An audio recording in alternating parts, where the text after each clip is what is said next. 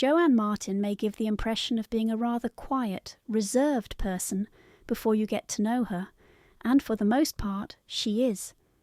However, this woman with the soft-spoken voice has accomplished and experienced more in her lifetime than many would have ever imagined. Joanne Martin started the Riverside Depression Bipolar Support Alliance, DBSA, in the fall of 1987 and serves as publisher and editor-in-chief of the Riverside DBSA newsletter. Joanne graciously opens her home to everyone for DBSA meetings and for holiday barbecues and dinners. She has been a friend and great source of support for mental health clients throughout the years. Joanne feels that her own experience with mental illness has given her insight and has led her to this point in her life where she can help others. Joanne was first diagnosed with manic depression in the early 1960s, the same year JFK was killed. She had already accomplished a great deal up to that point. She grew up in Lansing, Michigan, and at a young age she discovered her love for music. She began taking piano lessons at age 5 and enjoyed singing for as long as she can remember. In junior high, she sang in a girls' trio. She went on to college and earned her teaching degree. She married and had a daughter. Her first marriage, however, did not last. Nevertheless, her love for music was constant. Joanne was teaching music in a blind school when her depression was diagnosed. She remembers being very depressed and then being manic all summer. At this time, she began her career as a piano player and singer in nightclubs. She began playing at the Elks Club in Iowa and realized immediately that she did not want to stay there long. She went to Atlanta, Georgia, got an agent, and played there for 3 years.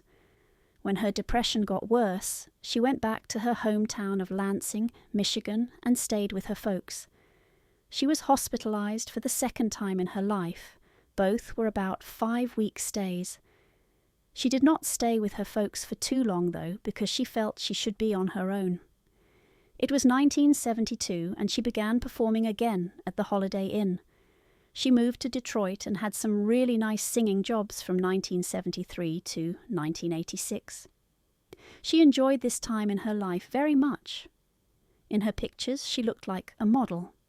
She reminded me of Marlo Thomas because of her look and hairstyles, and also her persona. Marlo Thomas was not afraid to embark on a new television show about a single girl living on her own. Joanne was independent and creating her own career. She was that girl. It was in 1983 in Dearborn, Michigan, where she started a DBSA group. She had attended a few DBSA meetings in Chicago. She made a 5-hour drive to Chicago on Mondays, her night off for the meetings. The first meeting she attended included only 2 patients. Shortly after, the meetings grew so large they were held in an auditorium. Joanne was motivated to start a group in Dearborn so that she and others could share their feelings and stories. Joanne found 4 people from the Midland area to share their stories, and they put an ad in the paper asking, "Are you suffering from depression, or are you taking lithium?" etc. The first meeting was held at the Henry Ford Library, and 25 people attended. 50 people attended the next meeting. The DBSA group continued to grow, and Joanne continued to work very hard. She was doing too much and became depressed. Her doctor increased her medication, but that didn't work. Then her doctor prescribed a new medication for her called Desryl. The combination of lithium and Desryl worked and has continued to work great for Joanne. Joanne notes that because a medication works well for one person does not mean it will work the same for someone else. She kept the DBSA meetings going in Dearborn until 1986, when she moved to California. By 1986, Joanne had met Saul Kent, who would become her husband. She was playing at a club on the outskirts of Detroit when they met. A friend told her she should meet this guy and that he knew a lot about vitamins. Joanne had just finished her performance, and as she walked towards Saul, her opening words were, "This gout is really bothering me.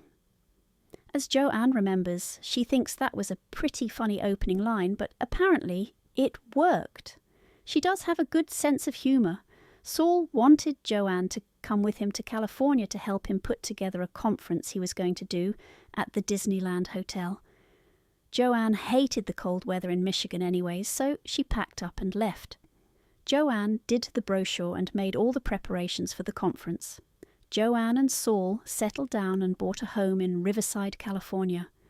Joanne is a compassionate person. She shows kindness for her loved ones and continues to care for her aging mother. Before her mother was unable to travel, Joanne took her everywhere with her. She has been a dedicated wife to Saul as he went through cancer treatment 3 years ago. Joanne looks forward to visits from her daughter and her husband.